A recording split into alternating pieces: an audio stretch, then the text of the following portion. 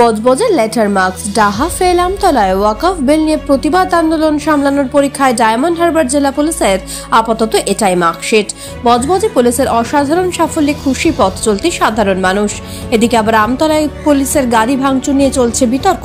অন্যদিকে ঈদের জলসায় নর্তকীকে টাকা দিতে গিয়ে বচসা কর্তৃপক্ষের হাতে বেধড়ক মার, বাঁশ দিয়ে মাথা ফাটানোর অভিযোগ, বেপাত্তা আয়োজকদের ধরতে আসরে পুলিশ। মৃত্যুর সাথে পাঞ্জা লড়ছেন আক্রান্ত যুবক। মহেশতলার চর্চায় ধুন্ধুমার। আসবো বিস্তারিত খবরে।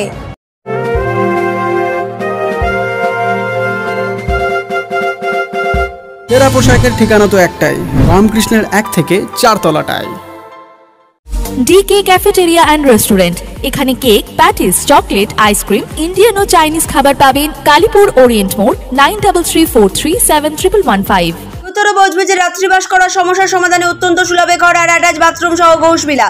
বিভিন্ন অনুষ্ঠানে ব্যাংকুয়েট হল ভাড়া দেওয়া হয়। যোগাযোগ 9231433706। জালিয়াছিপুরে নদীর ধারে একান্তে সময় কাটাতে এমএসজি ক্যাফে অ্যান্ড রেস্টুরেন্ট। এখানে সব রকম সুস্বাদু খাবার, চা, কফির ব্যবস্থা আছে। আপনার সমস্ত আনন্দ অনুষ্ঠানের সঙ্গে MSG cafe and restaurant. Phone number 8100366145। ওয়াকফ সংশোধনী আইনের প্রতিবাদ আন্দোলনের জেরে গোটা রাজ্যের সাথে সাথে উত্তপ্ত ডায়মন্ড হারবার পুলিশ জেলা অন্তর্গত বিষ্ণুপুরের আমতলা।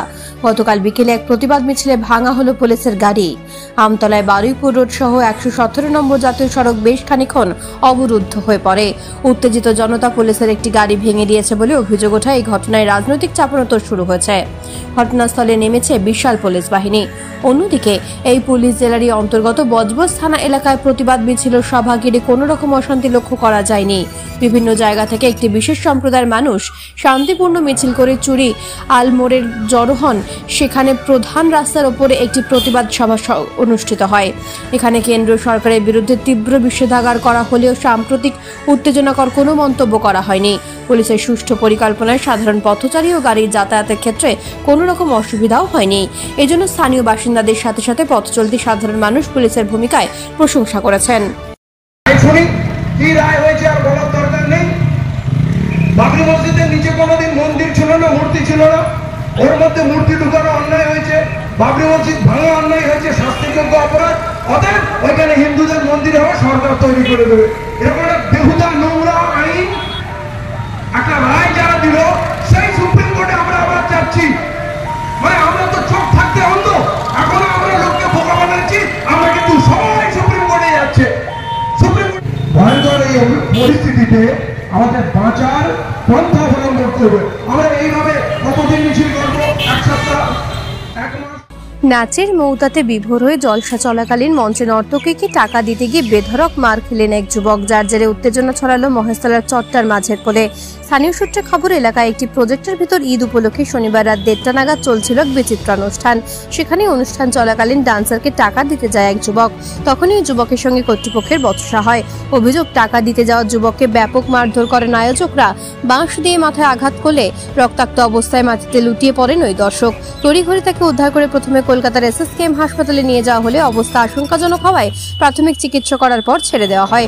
বর্তমানে কলকাতার বেসরকারি এক নার্সিংহোমে মৃত্যুর সঙ্গে পাঞ্জা লড়ছেন চট্টা মোল্লাপাড়ার বাসিন্দা সাহিল মোল্লা নামে বছর 21-এর ওই যুবক। ঘটনার পর অনুষ্ঠান বন্ধ করে পালিয়ে যায় আয়োজকরা। খবর পেয়ে কালীতলা আশুতি থানার বিশাল পুলিশ পৌঁছে পরিস্থিতি নিয়ন্ত্রণে আনে। জলসা থেকে সাউন্ড সিস্টেম তুলে নিয়ে যায় পুলিশ।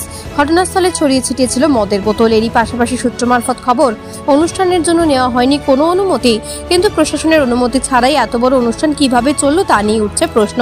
এদিকে অভিযুক্তদের খোঁজ চালাচ্ছে পুলিশ। ছেলে একটু ফাংশন দেখতে গেছিল, প্রজেক্টে হয়তো 10 টাকা দিতে দিয়েছে। আমার ছেলেকে এমন আঘাত করেছে, আমার একটাই ছেলে, এমন আঘাত কাউর বাচ্চাকে মার না কলখারি করে দেয়।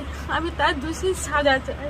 আমার একটাই ছেলে, মৃত্যু সাজা। আমার ছেলে জীবন লড়তেছে, আমার আর 2 জায়গায় কেউ নেই। ওর বাবার হাড়ের রোগ আছে, আমার ওর সাজা চাই। আমার ছেলেকে জিয়ে করে 6টা প্রজেক্টে একটা ফাংশন ছিল, ও দেখতে গেছিল। দেখতে ভালো লেগেছে, 10-20 টাকা নিয়ে দিতে উঠেছিল। এবারে ওখানে ঘরের ছেলেরা খুব ধাক্কাধুক্কি দিয়েছে, দিতেও নিচেই নামবে দিয়েছে। তারপর কিছুটা রাস্তায় এসেছিল, বাঁশের বাড়ি মারতেই ওখানে বিমুষ হয়ে গেছে। কোথায় মেরেছে বাঁশের বাড়ি? ও মাথায় মারতে খুবই আঘাত হয়েছে।